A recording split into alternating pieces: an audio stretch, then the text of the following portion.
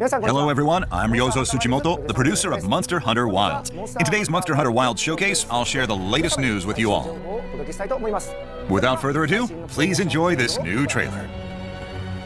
They're starting without us! Just look at that firebrand go.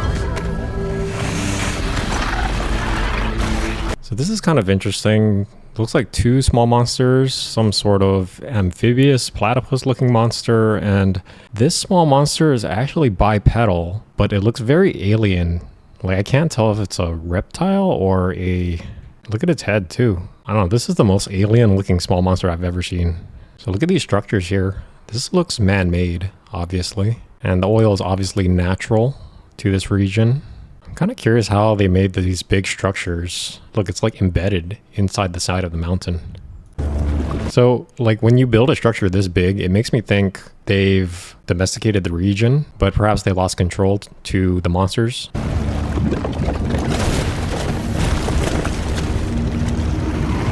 Okay, so you can clearly get oil on you, and I suspect one monster is going to exploit that against you. So you might have a status called Oil Blight, for example, and the monster is going to use fire attacks on you.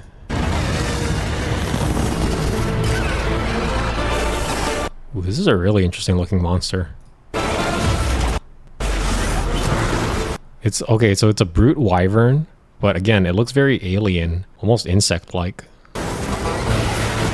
Like it has pincers here. So for brute wyverns, usually they have very small frontal arms, but this is kind of the opposite. So I expect we're going to see a lot of attacks using these front arms, which is actually very different for brute wyverns.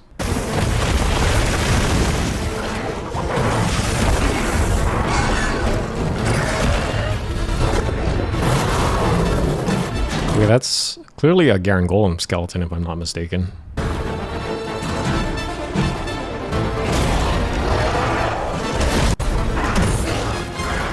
So it seems that a lot of monsters have this state where you are fighting or pushing back against them. I don't know if it's a button mashing mini game, but it seems to be an evolution of the pin mechanic where it's not quite a pin, like you're locked in place and you're fighting for your life against the monster, but it seems like you can fight back and get out of this state. Whereas a pin, the monster clearly got you and he's already doing damage to you, and you're just trying to get out of that pin state so that you can reduce the amount of damage being done to you. Light it up! We beckon the fires.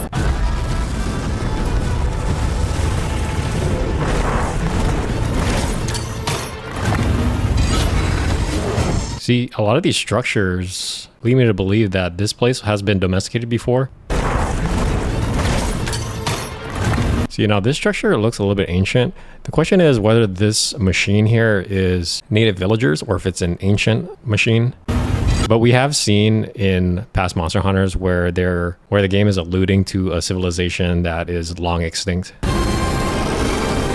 Honestly, has this skeleton even appeared before in Monster Hunter? Let me know in the comments. Okay, so this is clearly a pin situation. This is just objectively a bad situation. You're not really fighting back. He has you captured right here. He's going to do damage to you and you have to mash your way out of this situation.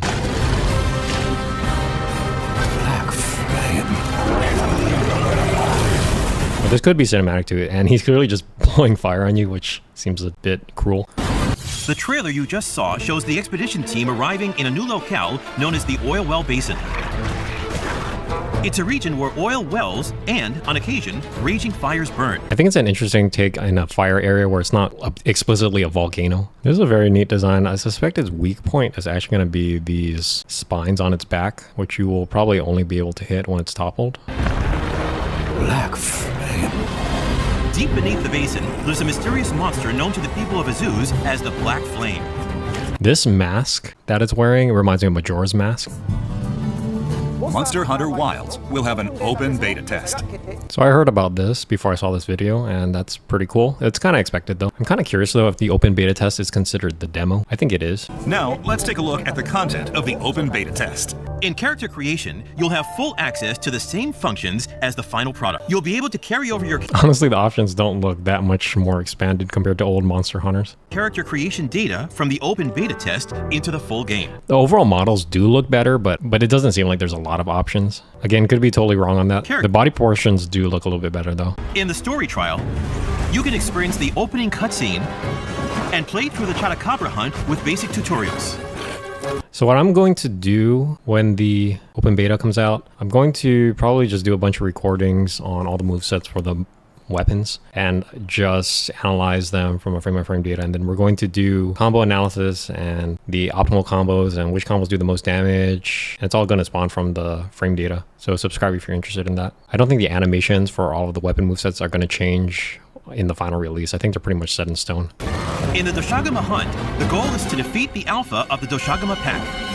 So for Doshagama, what I'm going to do is I'm actually going to do frame data on when he completes his active frames to when he returns to neutral, because that's essentially the universal punish window for each of his moves. And the way you would use that data is you just basically apply it to your weapon. So if you have like a 600 frame punish for a specific attack, you're just going to take that information and apply it to your weapon. For example, it could be Perfect Crush 1 for Sword and Shield. It could be Demon 6 for dual blades. You just apply it to whatever your weapon, and it's just a very universal way to just look at the monster as a single variable, and from there you can conclude how you deal with the monster attack. So the open beta is going to be a good test run for that to see whether people find that useful. I think people will find it very useful, so subscribe if you're interested in that.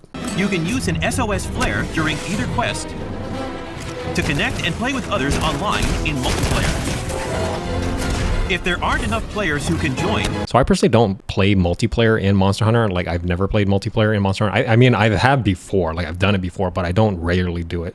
Like, maybe I'll just go in 1 or 2 times. If there's like a item that is a unique drop from multiplayer, maybe I'll go into multiplayer just so I can get that unique drop. But as far as like regular play, I do not regularly play multiplayer. I think maybe I will change that for Monster Hunter Wilds. Like, maybe I can play with some of you guys if you guys are interested. And of course, I'm just going to try it out just so I can review it and kind of see what the multiplayer experience is like. Up to 3 NPC support hunters will join you instead. So you should actually get NPC support hunters? That's pretty strange. Like, why would you want NPC support hunters? That's actually not as strange as you might think, because that was actually in Monster Hunter Rise, where you could bring the Kimura or the Elgato NPCs to help you out. The one thing I'm a little bit worried though is if these NPCs are just nobody NPCs, because I think players would rather hunt with their favorite NPCs that are in the story. Now, that being said, random NPCs that are not directly tied to a story could make it seem a little bit more realistic and could help build the world, because it's making you think that, okay, hey, there's a bunch of hunters out there. You're not the only hunter there. You're just one part of the guild. So I actually kind of like it from that perspective. Even when with other hunters, your Palico will join in and support you and other support hunters on quests. Okay, so your Palico actually joins you in the multiplayer environment. The question is it going to be like Rise, where every single hunter brings their Palico, so you have a total of 8 allies fighting together on your side? I don't think that was a good change in Rise. It was just too chaotic. Correct me if I'm wrong, but I believe every hunter could bring 2 buddies in the hunt. So there's a total of 4 hunters plus 2 buddies. So that's basically 3 times 4. That was 12 entities fighting our side, and that was a bit too crazy. Correct me if I'm wrong in the comments if it was just 8 or 12 entities fighting together in multiplayer, but that even 8 is a little bit too much in my opinion. I think it should just be 4 entities max. I kind of liked it in a world where once more people joined your hunt, then your buddy actually sat on the sideline.